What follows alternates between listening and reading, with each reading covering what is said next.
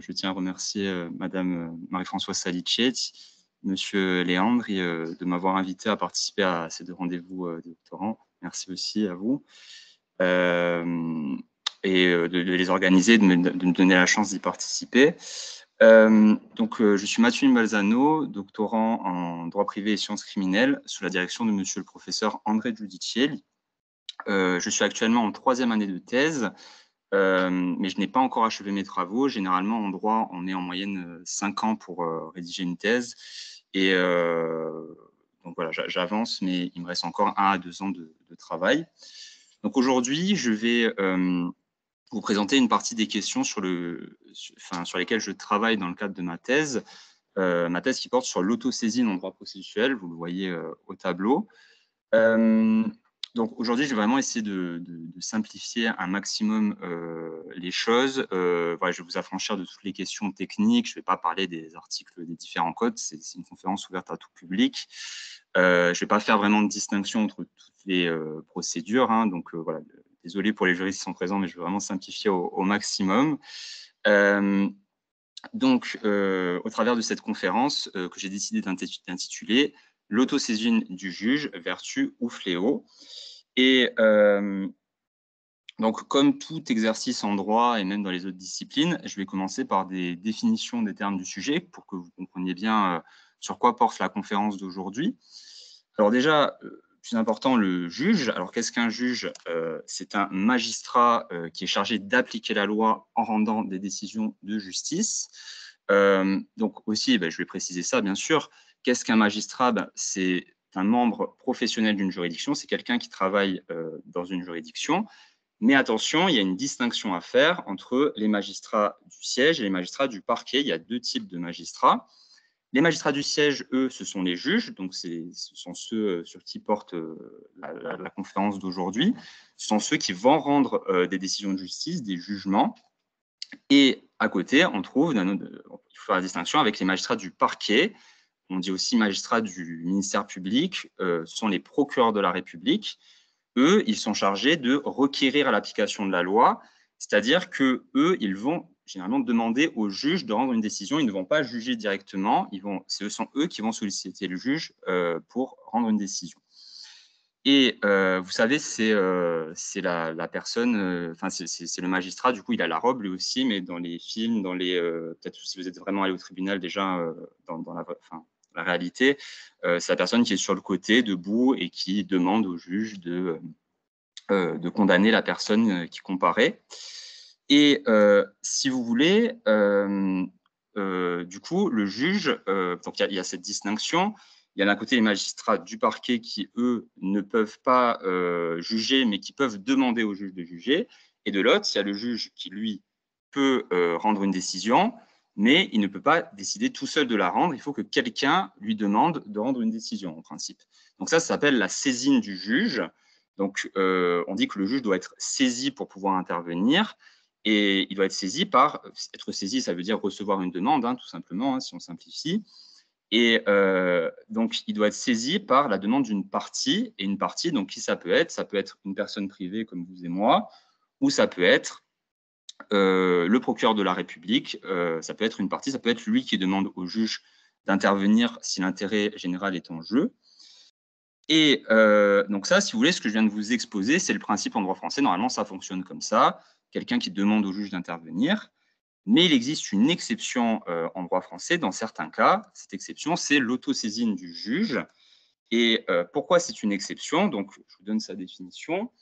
L'autosaisine du juge, c'est une faculté qui permet au juge de décider par lui-même et lui seul de rendre une décision sur des faits, sur des personnes, sans demande préalable d'une partie. Donc là, il n'y a pas cette demande, c'est le juge qui intervient directement par lui-même. Donc c'est comme si demain, vous recevez une convocation du juge qui rendra une décision sur vous, alors que normalement, vous êtes convoqué soit par le procureur, soit par une personne privée qui est votre adversaire devant le juge. Et donc, si vous voulez, l'autosaisine, c'est tout simplement le juge qui se saisit par lui-même. D'ailleurs, le préfixe auto, ça vient du grec, ça signifie agir soi-même. Et donc, ces cas d'autosaisine, aujourd'hui, je vais vous en parler, ils sont de plus en plus rares, mais il y en a encore certains qui existent en droit français.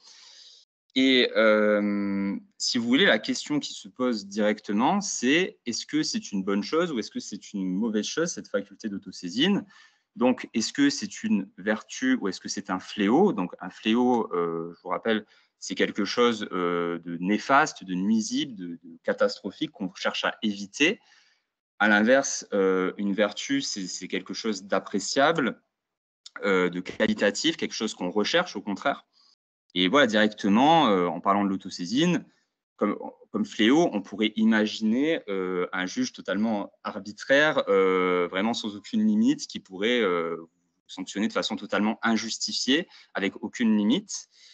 Et d'un autre côté, on pourrait se dire aussi, par contre, ça pourrait être bien dans un autre sens, parce qu'on pourrait avoir un juge protecteur qui va intervenir en cas d'urgence, pour apporter une protection rapide, efficace, dans certains cas, concernant certaines personnes vulnérables, notamment des mineurs. Et du coup, si vous voulez, il y a un petit peu cette balance entre avantages et inconvénients. Est-ce que c'est bien, est-ce que c'est pas bien? Et cette balance, ça rejoint en fait la problématique principale de ma thèse, qui est de se demander si l'autosaisine du juge, elle doit être supprimée du droit français ou maintenue. Est-ce qu'elle doit se maintenir? Donc supprimée parce que ça serait un fléau, parce que ça serait quelque chose de mauvais, ou maintenue parce qu'au contraire, elle présente des vertus, elle présente des avantages. Et du coup, dans le cadre de la conférence d'aujourd'hui, j'ai décidé d'aborder le problème sous les deux angles, de vous présenter le problème sous les deux angles.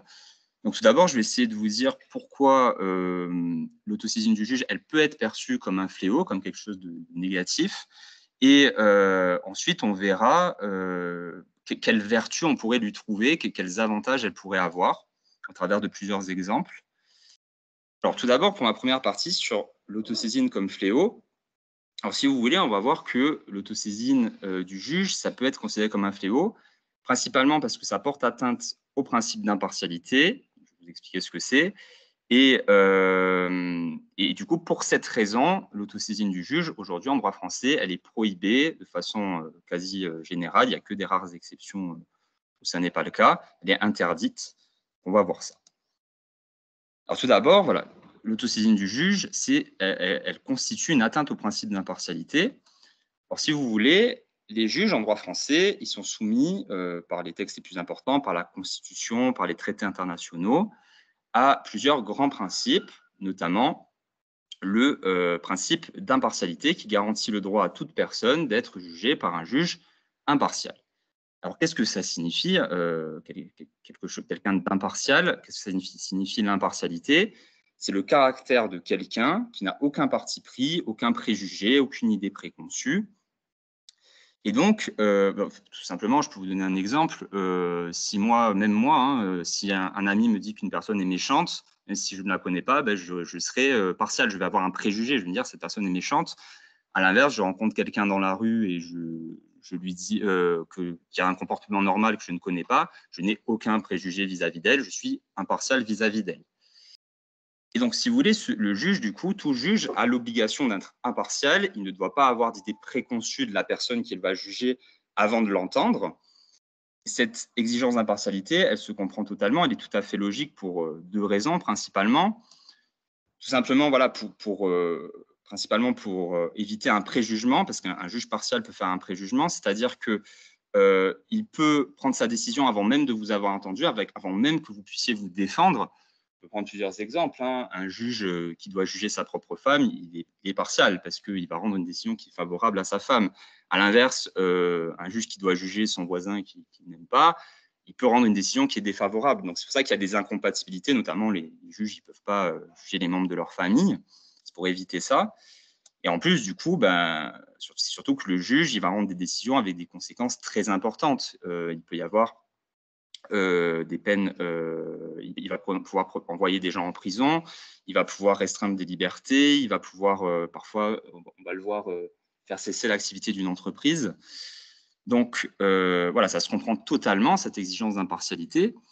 Et le problème, c'est que l'autosaisine du juge, elle porte nécessairement atteinte à cette exigence d'impartialité, car, si vous voulez, si un juge s'autosaisit, c'est qu'il identifie un problème en amont, et du coup, si vous voulez, quelque part, il est forcément, s'il estime qu'il doit intervenir, c'est qu'il a réfléchi à la mesure qu'il va prononcer, à la décision qu'il va prendre en avance, Et du coup, forcément, le juge, il est un minimum partial lorsqu'il va s'autosaisir. Et du coup, pour cette raison-là, on va le voir, l'autosaisine du juge, c'est pour ça que ça peut être considéré comme un fléau, et c'est pour ça que ça a été prohibé dans la majorité des cas progressivement en droit français. Parce que, si vous voulez, le principe d'impartialité, aujourd'hui, il est fondamental, mais en réalité, il est assez récent. Par le passé, de l'Empire romain jusqu'à la fin du Moyen-Âge, même un peu plus tard, les droits du justiciable, ils étaient bien moins protégés. Le plus important, c'était l'efficacité de la répression, c'était de juger vite, sévèrement. Du coup, si vous voulez, en fait, l'autosaisine, c'était le principe, hein, ça dérangeait personne, on ne se posait même pas la question, c'était le plus simple, le juge il pouvait intervenir par lui-même. Bon, il y avait des cas où c'était pas, ou non, mais le principe, c'était l'autosaisine du juge. Et le truc, c'est que petit à petit, il y a eu un renforcement de la protection des droits de l'homme, notamment le droit à un juge impartial. Et ce droit à un juge impartial, il a commencé à primer sur l'efficacité de la répression. Et c'est pour ça que progressivement, en droit français, l'autosaisine du juge a été prohibée, elle a été interdite dans la majorité des cas. Et donc, une telle prohibition, ça a permis d'éviter que l'autosaisine soit un fléau pour les justiciables, d'éviter qu'on puisse être jugé par un juge qui n'est pas impartial. On va le voir, il n'y a que dans quelques cas encore très rares que le juge peut s'autosaisir encore. Mais pour finir sur cette partie, je voulais vous montrer un exemple issu d'une fiction, d'une œuvre fictive, d'une BD nommée Judge Dredd. Certains d'entre vous la connaissent peut-être. Donc bon, je ne travaille pas là-dessus directement dans le cadre de ma thèse, hein, c'est pas là-dessus que je travaille, mais je trouve que c'est un bon exemple pour illustrer les enjeux, enfin les risques de dérive avec l'autosaisine. Si vous voulez, dans cette BD, donc le personnage principal, c'est Judge Dredd. C'est un juge du coup qui évolue dans un univers où les juges peuvent se balader dans les rues armés et ils ont les pleins pouvoirs. Donc c'est eux qui décident d'arrêter les personnes lorsqu'ils identifient un problème, une faute. Ils peuvent les condamner sur le champ, la peine qu'ils souhaitent. Ce sont eux qui déterminent tout sur le champ. Donc on le voit par exemple avec cet individu qui apparemment il y a eu un vol de fruits. Judge Dredd arrive, il le condamne à 5 ans de prison. L'individu, il essaye un tout petit peu de discuter, il n'a pas le temps déjà de s'expliquer avant sa peine, et du coup, il le condamne à 15 ans. Voilà, c'est expéditif, c'est rapide, voilà, tout est... la moindre atteinte, la moindre faute qui est faite, on sanctionne directement. Donc, si vous voulez, ça, c'est l'illustration d'une justice totalement arbitraire, voilà, avec un juge sans aucune limite. Judge Dredd, en fait, il peut s'autosaisir sans aucune limite. Et si vous voulez, ça n'existe pas en droit français, du coup, mais justement, l'autosaisine est encadrée pour éviter ça, pour éviter des situations avec des juges qui n'ont aucune limite et qui pourraient sanctionner de façon abusive. Donc oui, on peut dire que l'autosaisine du juge peut constituer un véritable fléau, qu'il faut qu'elle soit encadrée, mais on va le voir, dans certains cas, ça peut présenter également des vertus, ça peut avoir des avantages, et on va voir ça dans une deuxième partie. Et je vais essayer de vous illustrer ça à travers 3 exemples qui, je pense, peuvent justifier un maintien de l'autosaisine en droit français dans certains cas, notamment pour la protection des enfants en danger, pour l'aide aux entreprises en difficulté et aussi, pourquoi pas, pour protéger les victimes de violences conjugales. Alors, tout d'abord, le premier exemple que je vais vous présenter, c'est un cas d'autosaisine qui est encore en vigueur actuellement. C'est l'autosaisine pour les mesures d'assistance éducative. Alors, le Code civil, il permet aux juges de s'autosaisir pour prononcer des mesures d'assistance éducative. Alors, qu'est-ce que c'est des mesures d'assistance éducative? Bon, je vais vous affranchir de la définition complète. Tout simplement, ce sont des mesures que peut prononcer le juge lorsqu'un mineur est en danger, pour protéger un mineur qui est en situation de danger, un enfant mineur en situation de danger. Et si vous voulez, l'exemple type, ça va être de, par exemple, placer un mineur chez un autre membre de la famille que les parents ou dans un service qu'il placera en famille d'accueil. Et si vous voulez, ce qui est intéressant, c'est que la loi, elle prévoit, en principe, elle ne prévoit pas que le juge s'autosaisisse pour mettre en place ces mesures. Normalement, il faut que quelqu'un demande, c'est comme pour tout, hein, pour toutes les autres procédures. Normalement, la loi prévoit que c'est une personne extérieure qui doit demander au juge d'intervenir. Donc, il y a la liste de ces personnes, ce sont les parents, la personne à qui l'enfant est confié, l'enfant lui-même ou le procureur de la République, magistrat du parquet, j'en ai parlé en introduction. Et la loi prévoit que c'est qu'à titre exceptionnel que le juge peut s'autosaisir pour prononcer de telles mesures. Et si vous voulez, elle est très utile, l'autosaisine, dans un tel cas. Pourquoi? Parce que regardez la liste des personnes qui peuvent demander au juge d'intervenir. On trouve les parents, sauf que généralement, si l'enfant est en danger, dans la majorité des cas, c'est à cause des parents, du comportement des parents. La personne à qui l'enfant a été confié, oui, mais si l'enfant est encore avec les parents, elle n'existe pas, cette personne. Hein. L'enfant lui-même, il n'a pas conscience à son âge du danger auquel il est exposé. Et le procureur de la République, alors lui, oui, du coup, c'est sur lui que repose la charge en cas d'urgence d'intervenir, de saisir le juge. Et parfois, on en entend souvent parler, le procureur est surchargé. Donc, si vous voulez, c'est quand même une très bonne chose d'avoir le juge qui peut intervenir en cas de carence des parents, du procureur de la République. En s'autosaisissant, ça permet d'assurer dans tous les cas une protection effective des enfants en danger. Et du coup, pour moi, c'est une faculté d'autosaisine il faudrait la maintenir en droit français pour ses vertus. Deuxième exemple, quelque chose d'un petit peu différent. Donc là, je vais vous parler d'un cas d'autosaisine qui a été supprimé, qui n'existe plus, mais qui a longtemps existé et qui, pourtant, en plus, présentait certaines vertus. Donc, c'est l'autosaisine pour l'ouverture des procédures collectives. Donc, je vais vous expliquer ce que c'est. Si vous voulez, avant, les juges du tribunal de commerce pouvaient s'autosaisir pour ouvrir une procédure collective à l'égard d'entreprises en difficulté.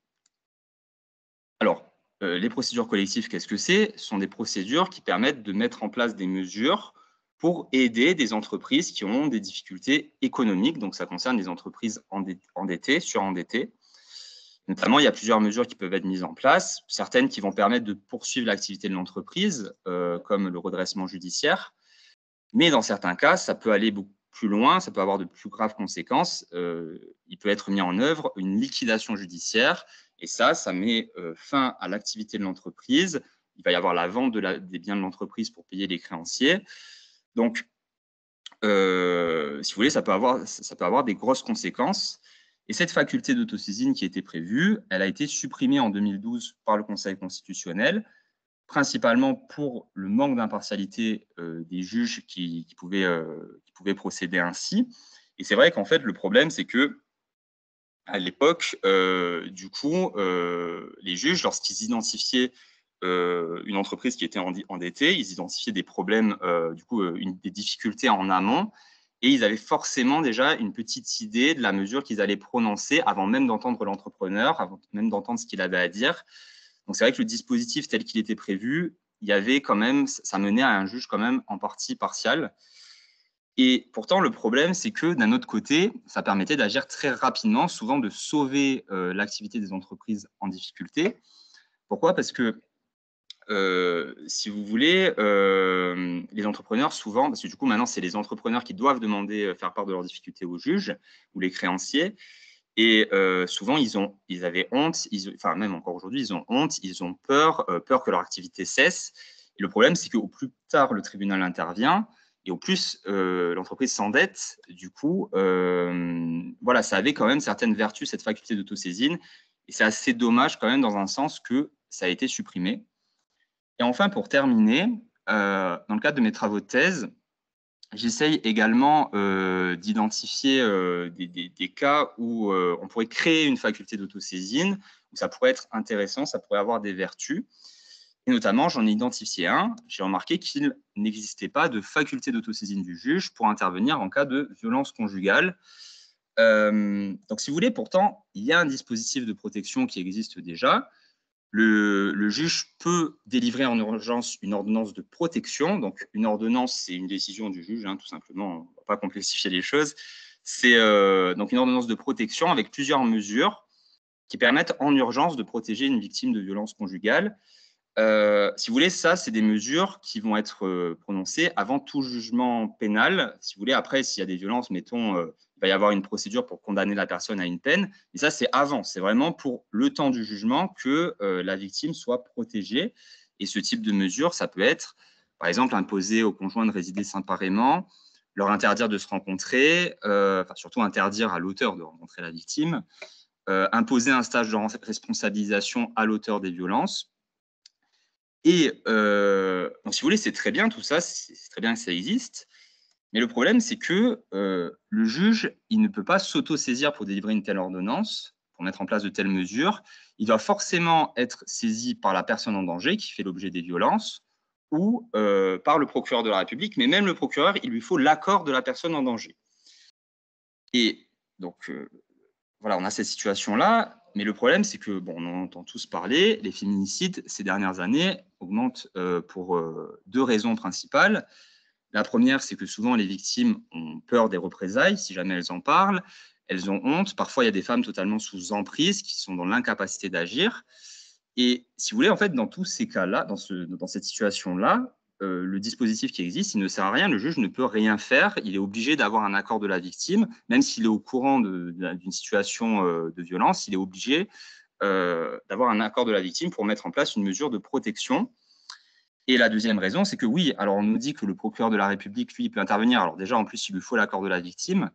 Mais en plus, on en entend souvent parler aussi. Les procureurs de la République, souvent, ils sont surchargés. Et malheureusement, il y a souvent des classements sans suite, même si les violences sont avérées. Si vous voulez, bon, il y a un très bon exemple pour ces deux raisons-là que je viens d'évoquer, qui a eu lieu en Corse, l'affaire Julie Dwib. Il y a un reportage qui est sorti il n'y a pas longtemps là-dessus. Je vous le conseille si... Enfin, c'est des questions qui nous concernent tous. Et donc, si vous voulez, je pense que dans un tel cas, la reconnaissance d'une faculté d'autosaisine du juge, ça permettrait de garantir une protection effective, enfin, en tout cas, une meilleure protection aux victimes de violences conjugales. Et je trouve, du coup, c'est pour ça que je travaille là-dessus, voir si ça ne pourrait pas être mis en place. Donc, voilà, je vous ai exposé un petit peu voilà, les avantages et les inconvénients de l'autosaisine au terme de cette conférence, enfin, durant cette conférence. Et si vous voulez, du coup, dans le cadre de mes travaux de thèse, j'essaye d'identifier la meilleure solution possible pour essayer de concilier la protection des personnes vulnérables et, d'un autre côté, le droit à un juge impartial. Alors bon, je vous l'ai dit, je n'ai pas fini mes travaux de thèse. Pour l'instant, j'ai identifié plusieurs solutions possibles, deux principalement.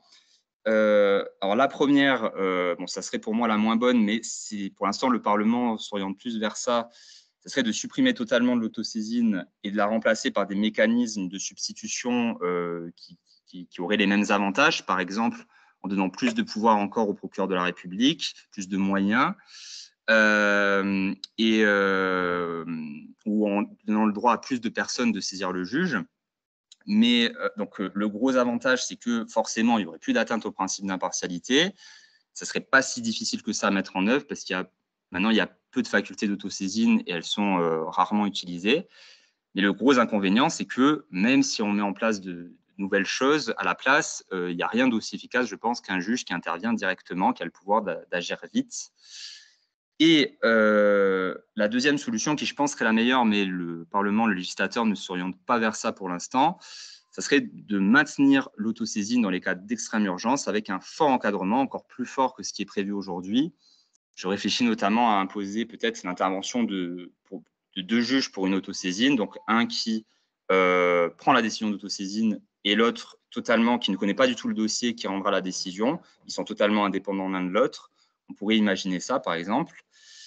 Et donc, le gros avantage, là, à l'inverse, ça serait que ça permettrait de protéger véritablement, de façon effective, les personnes vulnérables. Mais d'un autre côté, ça demanderait un travail très approfondi pour trouver l'encadrement approprié. Et forcément, en plus, si l'encadrement n'est pas approprié, il y a un risque d'avoir un juge qui est partial.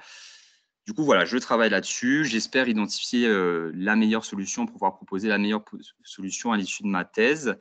Et bon, après, je travaille aussi sur d'autres facultés d'autosaisine. Là, je ne vous ai pas tout exposé, mais c'est pour vous donner une idée. Et voilà, j'espère avoir pu vous faire comprendre un petit peu les enjeux autour de cette pratique. Je vous remercie pour votre attention. Et si jamais vous avez des questions, je peux y répondre. Merci.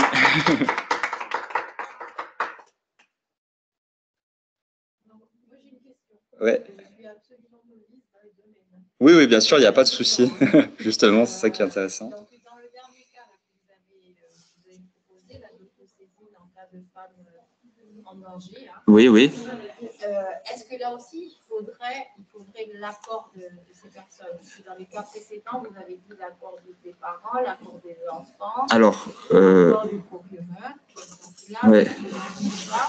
Alors, si vous voulez, alors c'est pas vraiment qu'il faut leur accord, c'est que normalement, c'est eux qui doivent demander en premier. Mais si jamais ils ne demandent rien, le juge, s'ils ne le saisissent pas, le juge peut intervenir tout seul, sans que personne lui demande rien. Bon, après, on imagine bien qu'il va être informé par une lettre, par exemple, souvent des écoles, tout ça. Pour les enfants, ça fonctionne comme ça.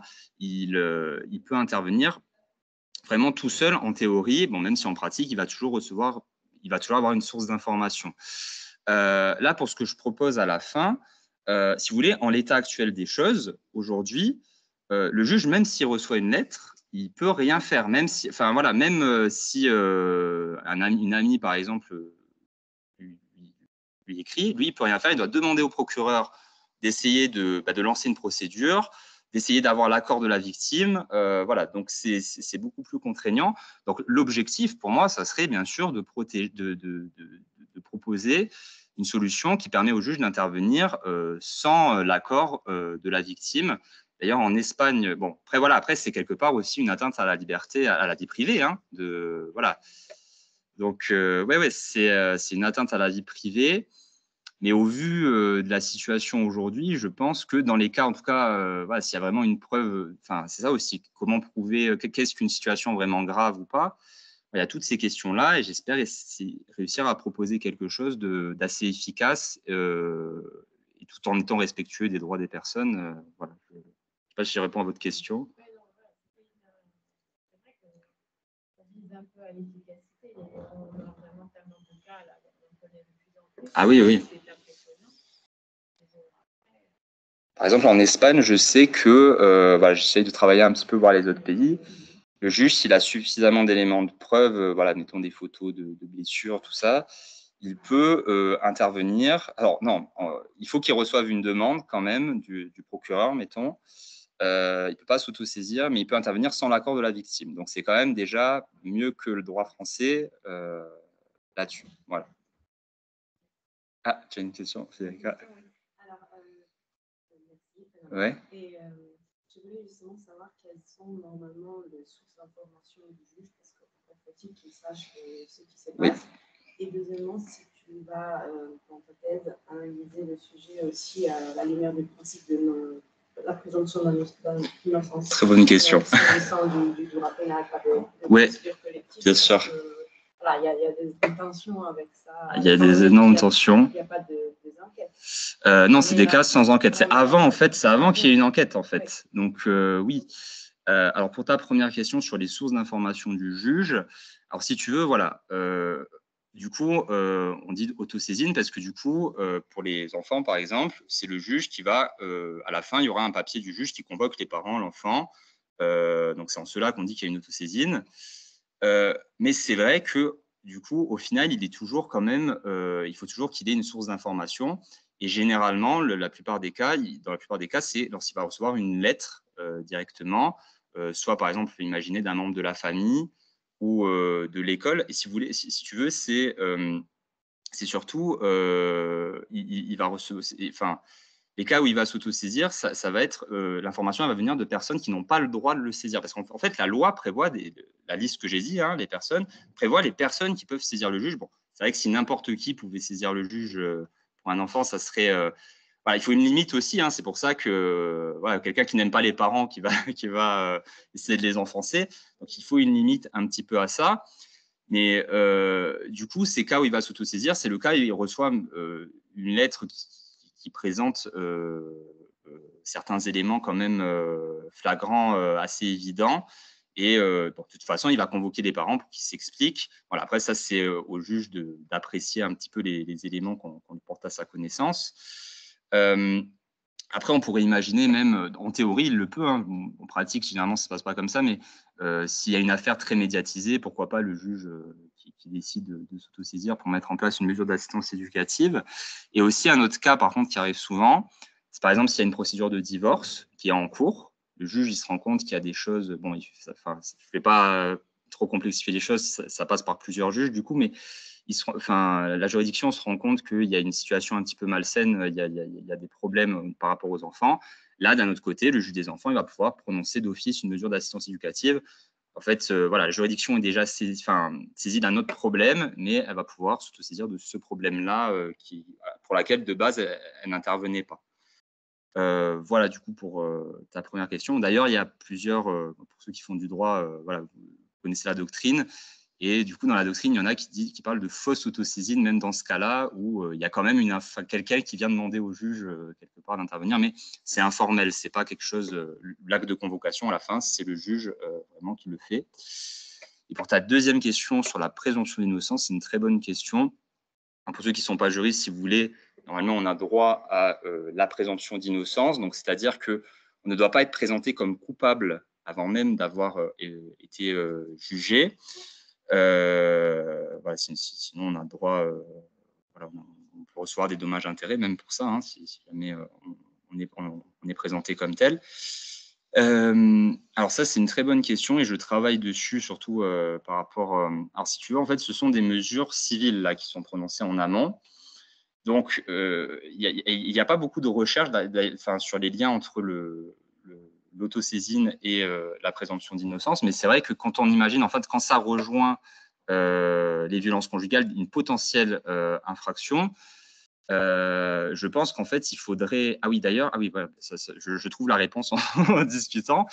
Je sais que, par exemple, il faut que pour le tribunal de commerce avant, en fait, normalement, quand le juge s'autosaisit, il faut qu'il mette une note avec où il motive sa décision d'autosaisine.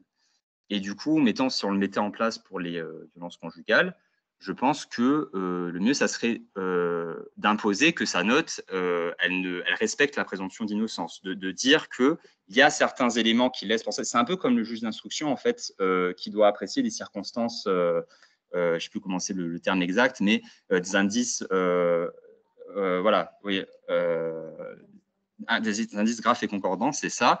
Voilà, s'il y a assez d'indices, j'ai envie de dire, il peut le souligner, tout en soulignant que rien n'est acquis, que la personne n'est pas reconnue comme coupable.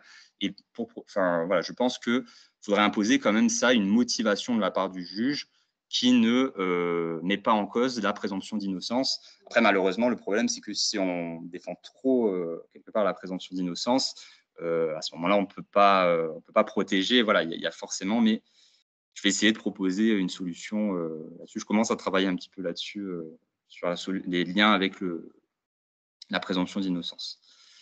Voilà. Je ne sais pas si y a une autre question. Si les juges en fait s'autosaisit, c'est une fausse autosaisie. Oui, s'il reçoit une lettre par exemple, du coup. Ça. Ouais. S'il s'autosaisit d'une affaire qui s'avère finalement falsifiée ou comment dire, n'est pas juste en fait. S'il est fait ni en fait les raisons qui ont motivé l'autosaisie. Est-ce qu'on peut en fait demander que le juge se retire de l'affaire et demander qu'un autre juge Alors si par exemple les faits qui sont portés au juge, si jamais il y a une lettre qui est écrite au juge, je pense que ce que votre question c'est si jamais une lettre est portée au juge et que c'est des faits totalement faux, totalement inventés, limite comme une fausse information, c'est ça, quelqu'un qui voudrait nuire à la personne. C'est ça, et que le juge, malgré ça, engage l'autosaisie. Ouais. Finalement, si il s'en rend compte pendant le procès, il se rend compte que c'était totalement des bobards, que c'était voilà, totalement inventé. Ouais. Alors, ça, tout simplement, le juge, en fait, si vous voulez, quand il va mettre en place la mesure d'assistance éducative, il va convoquer la personne concernée, donc notamment si c'est pour un mineur, par exemple, il reçoit une lettre, mettons, de l'école, il se dit « j'agis ». Il va convoquer quand même les parents et le mineur, il va les interroger à minima quand même, voir un petit peu la situation, il va voir aussi… bon, si vous voulez, généralement, il ne va pas s'autosaisir s'il n'y a pas des preuves, si vraiment… il va peut-être les convoquer, au moins les parents, pour les interroger, mais il vérifie quand même, que ce soit lorsqu'il reçoit la formation informelle, par exemple une lettre, ou lorsque il va interroger les parents et la personne aussi qui lui a écrit. Il peut convoquer n'importe qui, hein, il peut convoquer les membres du personnel éducatif. Et après, à la fin, en fait, au final, s'il se rend compte qu'il n'y avait pas, c'est quelqu'un qui a amplifié les choses, qu'il n'y avait pas matière à mettre en place une mesure de protection, le juge, il va tout simplement ne pas mettre en place de mesure d'assistance éducative. Alors, par contre, là, vous me faites penser à quelque chose, je ne sais pas, je ne me suis pas encore posé la question sous cet angle. Est-ce que, du coup, on pourrait, par contre, demander après... non, tout simplement même dire que... Est-ce que la personne, en fait, qui a fait un faux... C'est presque un faux témoignage, en fait. Voilà, est-ce qu'on ne pourrait pas faire un recours après contre lui? Alors, je ne sais pas, vu que ce n'est pas du pénal. Comment? Ouais, dénonciation calomnieuse. En fait, oui, ça peut constituer, du coup, merci Anne. C'est bien, je me fais aider. Oui, voilà, c'est ça, c'est pour cette infraction-là, ça pourrait constituer un frais infractionnel, si vous voulez, mais du coup, ça serait après, voilà, le juge dit, il n'y a pas de mesure d'assistance éducative, et la personne qui a été dénoncée, les parents qui ont été dénoncés injustement, peuvent saisir le juge pénal après un autre juge, et pour dénonciation calomnieuse, et il y aura peut-être une condamnation qui sera prononcée, mais bon. On part sur autre chose. Après, ça va plus loin que l'autosaisine, mais j'espère avoir répondu à votre question. Voilà. Pas de questions. Ah, alors. Ouais. Bon, ça va. Merci. Une question très niaise. Est-ce que, du coup, tu as identifié des domaines, pénal civil, commercial, où il y a plus d'autosaisine? Ah oui, c'est une très bonne question. Ouais, bien sûr, je n'ai pas de statistiques, mais juste en lisant les textes, on s'en rend compte, en fait. Hein, donc, pour ceux qui peut-être qui font pas de droit, simplement, voilà, parce qu'on distingue, il y a le droit civil, c'est le droit des personnes, donc, par exemple, le droit de la famille, tout ça, s'il y a un divorce, s'il y a la garde d'un mineur, par exemple. Et le pénal, c'est quand il y a une infraction qui est commise, donc un comportement grave qui porte atteinte à la société. Le juge va prononcer une peine d'emprisonnement. Voilà, le juge civil, il ne va jamais prononcer une peine d'emprisonnement. Voilà, juste, il peut mettre en place remettre les choses en place, imposer que quelqu'un qui doit l'argent paye l'argent à quelqu'un d'autre. Voilà, il y a toutes ces choses-là. Et du coup, la question, c'est un petit peu savoir dans quel cas il y a le plus de facultés d'autosaisine. Alors, je dirais que si on parle du Moyen-Âge, tout ça, dans l'Antiquité même, c'était plus en pénal, parce que du coup, c'était surtout là que le juge intervenait pour sanctionner. Mais si on parle aujourd'hui, justement, non, c'est surtout en civil qui reste ces facultés d'autosaisine et pour protéger, des mesures de protection, des mesures civiles de protection en amont. Et en fait, en pénal, il en reste très peu. Alors, c'est un cas particulier, il y a le juge de l'application des peines qui peut s'autosaisir, lui, mais bon, c'est après le procès pénal, donc c'est quand même différent. Quelque part, ce n'est pas une mesure de protection, mais c'est quand même une mesure individuelle qui va prononcer. Et le seul cas, sinon, qui existe en procédure pénale encore, c'est pour les infractions commises à l'audience. Donc, c'est si jamais vous vous trouvez dans le tribunal, ça, le juge, c'est toujours prévu par le texte, le juge a toujours le droit. Si jamais vous êtes au tribunal et, mettons, vous vous battez sous les yeux du juge avec quelqu'un, le juge peut s'autosaisir et vous condamner sur le champ, même si le procureur ne demande rien. C'est le seul cas qui existe encore en procédure pénale. Comment ?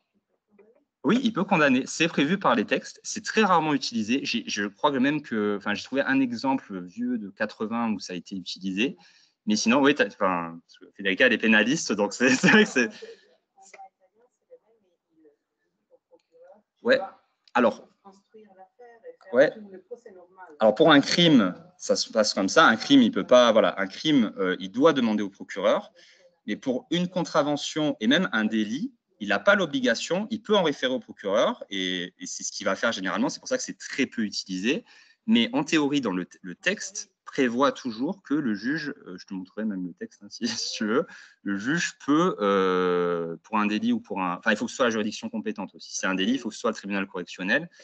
Il peut s'autosaisir et appliquer les peines prévues par le code sur le champ. C'est prévu comme ça.